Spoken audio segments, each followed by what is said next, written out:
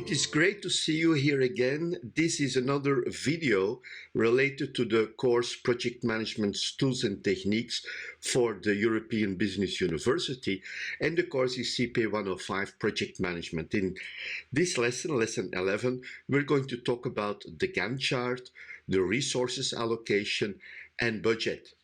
Let's have a look at the content of the lesson. Here we're going to create a Gantt chart, and we are looking at the Gantt chart for different start positions of the activities. In the previous lessons, we have drawn the precedence diagram. We have calculated the early start, early finish of the activities. We have calculated the late start and the late finish. And these are the elements that we're going to use to create the Gantt chart. With the Gantt chart, in those two positions, we can add the resources. Until now, we allocated resources to the different activities, but what we didn't do is in fact evaluate if those resources are being utilized properly. Is there overutilization? And once we find how they are utilized, we can find solutions to bring the utilization of the resources up to maximum 100% of their available time for the project. We have to use different methods to resolve those errors, those issues, and we will look into a solution, a possibility, what we can do. Once we have the schedule baseline, when we resolve all the resources issues, we find the schedule baseline, and the schedule baseline is basically the start and finish times of all the activities. Here we have the planned information. So we have the planned start and finish times. And basically we have now three different Gantt charts. One in early start, one in late start, and one in planned start. And here we add the cost. So now we are going to create the budget, and we're going to create the cost baseline. We also look at how is the planned value, the planned timing of the project, the cost of the actual start and finish times as we plan it, how does it relate to the early start and to the late start of the activities and the cost. So basically we want to see what flexibility we have. We call this the critical path position of the project. And as a project manager, you should understand what it means, because it shows you how flexible you are. Do you have a lot of flexibility, or are there a lot of problems that you can in fact encounter? We're going also to look into Project Libre, which is a free software, and you can create a Gantt chart there. You can add resources.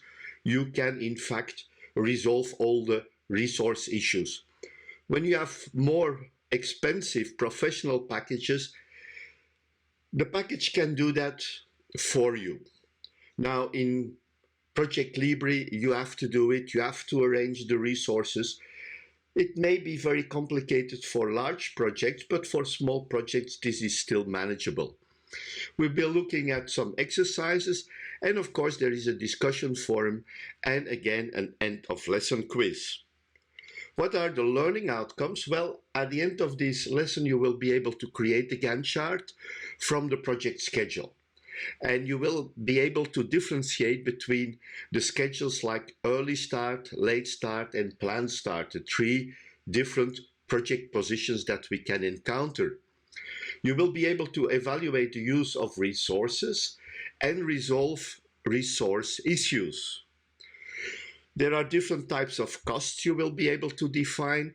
You will be able to estimate cost of activities and the project budget. You will be able to differentiate between tangible and intangible costs. You will be able to create the time-phased and cumulative budget and evaluate the critical path position of the project. Let's now start with the network diagram that we developed in the previous lesson. Here we have the information. You remember early start, early finish on the top in blue, late start, late finish on the bottom in red, and the slack in green in the middle there. And we found that the critical path was given by B, E, H, and J. And I repeat, the definition of the critical path is not the path where the slack is 0, but it is the longest path through the network. So when you're having different paths, you can calculate the length of all these paths, and basically you can calculate which is the duration of each path and find the path with the longest duration. We did that in the previous lesson. If you have problems with that, review the videos there because they are very explicative. With this, what I can do, well, I can put that information in an Excel sheet. I like Excel. I made some Excel sheets that you can use. And basically, we have here the information for all the activities. And the activities in bold red are the activities which are basically on the critical path. Now let's have a look, how do we bring that in an Excel sheet? Here we have an Excel sheet. Now when you look at project management software, it will look a little bit like this. You may have here the dates, you may have here indication of the weekends, things like that. But basically we have a time schedule like this. I'm talking about days, 1, 2, 3. I'm not looking into weekends here, but when you use a software like Project Libre, you will see that it takes into account the weekends or the holidays that you define. So what are we going to do? So now for every activity, we're going to put it on the Gantt chart. And we have it here. So for activity A, it takes 2 periods, and we have 2 periods of slack. So which is indicated in the striped area, which is the slack of the activity. Now remember what we can do here, without changing the outcome of the project, we can move the activity A to the right, or we can extend it. And basically what we have to do, activity A can never start earlier than the early start, and it should never finish later than the late start, than week 4. We can move the activity, but we can extend it. And we will see how we will resolve the different issues with the resources to find the actual start and finish time of the activities. Activity B, well, it's a special activity. We have here a red, so it's on the critical path. There is no slack. So extending or moving the activity will immediately have an effect on the duration of the project. We don't want to do that. We try to keep the project as short as possible, but in some cases, to resolve resource problems, it may be necessary. Then we have C. C is after A, and we have a slack of 4 periods. Now, when A is moved to a later start, it will finish later. So for example, when A will finish at the end of day 3, it will have an impact on activity C. And it means that the float of A is not free float because it changes the start of activity C. Very important to see that relationship when you are dealing with those activities. D was also after A, so the same thing. Here we have a duration of 2 and a slack of 5. E is critical again. So basically that's an important thing to remember, that E is critical here. F is not critical, but we have a slack of 3. And here we also have to see what happens with activity C and D when, or what happens with activity F, for example, when C and D change. Now, when you look back at the schedule, we see that C and D after A and G is after C and D. So basically, when we have C and D moving, it will only have an effect on activity G. And we see for C, it will automatically influence the start time of G. But for D, not. Not for the first period of slack.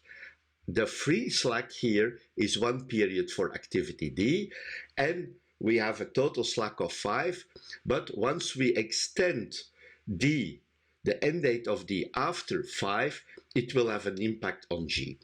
Now we go again to the other activities and we find here F has a follow-up H, but we have the slack. So basically when F moves, as long as it doesn't surpass this period 9, it will not have an effect of age, but in that case, the activity will become critical. And we can say that the 3 periods of slack for F are in fact the free slack. Now we have to look at the last one, the same for G. G has follow-up successor J. So basically G, the slack of G, the 4 periods are in fact what we can call free slack. Very important to understand these things, because once you start moving around with those activities, it will affect the successors. And it's the software does this automatically, but when you start working on this manually, you have to take that into account. Now this is the harmonogram or the Gantt chart. There was a method called harmonogram before. I use harmonogram. They know it a lot here in Eastern or Central and Eastern Europe. It's basically the Gantt chart. We use them in the same way, although that the method of the harmonogram was more complicated, but we just use the time schedule. The second thing is we look at all the activities starting in the late start. So A will now start in 3 and finish in 4. B doesn't change. C and D change. E doesn't change because it was on the critical path. I cannot change it without changing the duration of the project. And we find H and J. And what we have now, the fact that we moved all those activities to the late start time, the slack is gone. There is no more slack. And basically we have now all critical paths. All these activities are on the critical path. So we have found 2 Gantt charts, and now we want to continue. What are we going to do with those Gantt charts? And there are different uses for the Gantt chart, and some of them are during planning. We're still at planning, but we also will use the Gantt chart later for evaluation of the project progress. Now, when we look at the resources, we add the resources. My favorite resource is Harry Potter. I put them on those activities, and I see, for example, it's a different schedule. It's not the same like I had before. The links are a little bit different. And I see Harry Potter is working for 75% on activity A. On B, he is working for 45%. C, we have 55%, D 65%, and the other activities, Harry Potter is free, is doing something else, is not on this project anymore. Now, when we look at the columns, I can calculate, I can add all the effort that Harry Potter is providing, and I can see, for example, in week 1, 75 plus 45% is 120%, which means that Harry Potter is overutilized. We cannot use Harry Potter over 100%. We have 120 and 120. Now for period 3, we find there is 140%, and then we find for the periods 4 and 5, 120%, and for period 6, we have 55%. So now we have to go and have a look what can we do. We cannot do anything with activity B. With activity A, it's on the critical path. The same for activity C. Now, what can we do with B? Well, we can expand it. Now we have 90% when I add the 2 periods. If I divide it over 4 periods, I find that I have only 22.5%. But then we have again some flow, some problems, and now we have to resolve other problems, because period 3 will be a lot higher, period 4 will be a lot higher too. Now we cannot do anything with activity C, but we can do something with activity D. And here first of all, we have to move D to period 4. That's the first thing we have to do, otherwise we have a big problem in period 3. So basically, that's already solved. From period 1 till 3, we can resolve the problem here. But then we are still over 100%. And I can combine different possibilities. I can move activity D. I can expand activity D as long as it doesn't pass period 8. Those combinations, we have to find out what are the best possibilities, how does it work, and it yeah, you need some experience to do this. But basically, we're going to find a schedule where the activity or where the resource Harry Potter is not overutilized anymore. And that gives us our schedule baseline. It tells us when the activities are planned to start and to finish. The next thing, once we have the problem solved, we're going to use the Gantt chart to calculate the costs of the project. And what we do, we put the cost per period in every activity. So for activity A, we have 5, 5 and 5, for B, 10 and 10, and so on. So we have the time, the unit cost of the activity, in this case, spread evenly over the activity, but there are different possibilities. We don't have to do all this exactly this way, but there are different ways to do that. We will talk about that later. Now, what we see, first of all, when we take the sum of the columns, we find what we call the time-phased budget. It's the money we need for every period. And then we calculate the cumulative budget. So we add the cost of the period to all the previous costs. So for the first period, 15 plus 0 is 15. For the second period, 15, and we add to all the costs before plus 15 gives us 30. And we find the cumulative cost at the end, giving us a cost of 130, which is in our case the budget at completion. That's the estimated cost of the project. Now, as long as we don't change anything here, whatever start position you are using, the early start or the late start position or the planned start position, the end cost of the project, the budget at completion, will always be the same. Although, when we are moving B, for example, when we move B away from the early start position, we will see that the time-phased budget in period 1 and the periods there will change. Also, the evolution of the cumulative budget, but the end cost will always be the same. After planning, and we're going to execution, we can use the Gantt chart to do the project follow-up. And what we have here, the red line, means where are we today? It means we finished period 4. And what is the status? Well, look at A. Typically, you have a little black bar like this, and it shows you how much percent, how much of the activity was completed. When you do that every step, every period, you know the evolution of the activity over the time, which is very important when we are going to use earned value management. At this moment, the only thing I know is A has been completed. Was it on time or late? I don't know it with the information I have here. But what I see here, activity B, we expected activity B to be finished at period 2. But at period 4, we only finished 75% of activity 2. Which means that in order to continue, in order to finish activity B, I still have to do a lot of work. I still have to finish 25%. So basically I can calculate here how much time I still need. But you see the slack is getting less and less and less. It means that this activity is extending in time, and it will put stress on the project because it will lead, or it can lead, to an extension of the project. This path B can become critical, and then the critical path changes. So it's very important to evaluate what's happening here. Activity C, well, activity C, we expected to finish the work for one period, but we did 50% already, where we only expected 33%. So it means this activity is going faster. Now, in combination with B and C, the path on which B is extending, the path on which C is being reduced.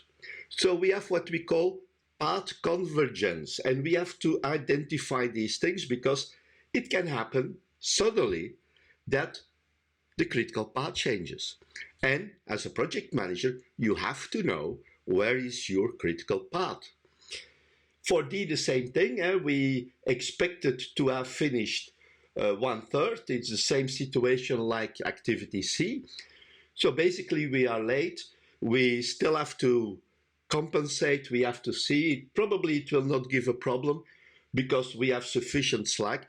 But these things we have to follow up and see what's happening. And as a project manager, you are in charge to find out what's happening here, to identify this, to report it, and to find ways to avoid problems with the project. So that was the first part about the schedule, the Gantt chart. We created the Gantt chart. I introduced you to the different uses of the Gantt chart. And in the next video, we'll look deeper into those different applications. So looking forward to seeing you there. Thank you and bye-bye.